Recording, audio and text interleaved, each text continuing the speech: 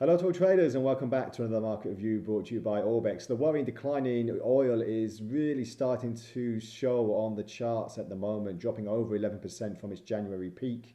And now we're seeing that price action is more heading towards $70 to then having a bounce higher. So we're just waiting to see now, we've had a little bit of bad news for the build in the amount of barrels for the EIA. We're just seeing now the non-farm payrolls could have a bit of a swing higher across the board for the markets if we do get a good reading tomorrow. But for the moment, we just want to emphasize where we're looking at the moment.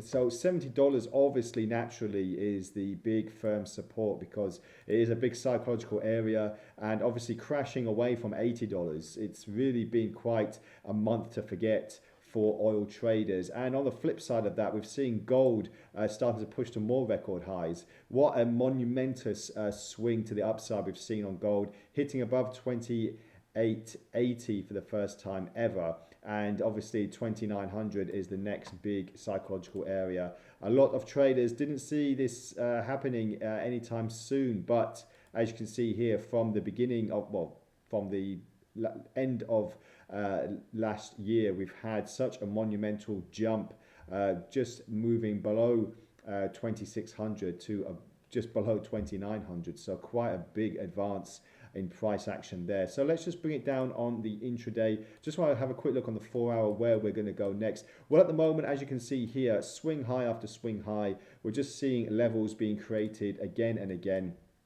And what's more importantly is these lower highs and higher highs as well. You know, if we don't fall down past the previous swing high, then price action can easily bounce and start moving higher. Obviously, we are in for some kind of small corrections, but it just depends on what kind of sell-off we're looking at, if there is going to be one. And obviously, like I said, non-farm payrolls coming up tomorrow should be quite an eventful afternoon or morning, depending where you're watching them from in the world. So these are really big fundamental news events that keep propelling not only gold, but obviously the dollar a few days ago with a potential trade war that we could be having with China and Mexico and Canada.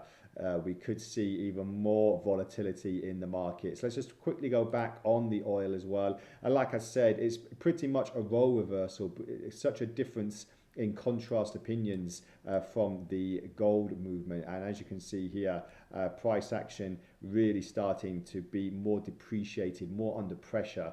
So where do we go from here with gold, with oil?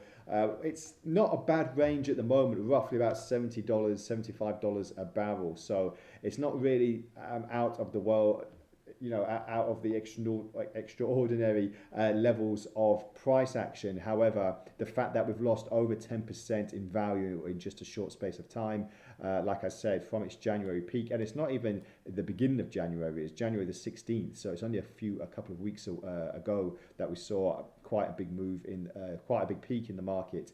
So from this particular area, we'll just see where we're going to go to next. And obviously, as I said, fundamental news events, non-farm payrolls, just keep an eye on that. We've got the Bank of England interest rate decision as well today. That's obviously going to affect sterling, which we'll probably look at next time around. Just want to emphasize the movement on gold and oil at the moment for today. So thank you very much for joining me. That's all for today.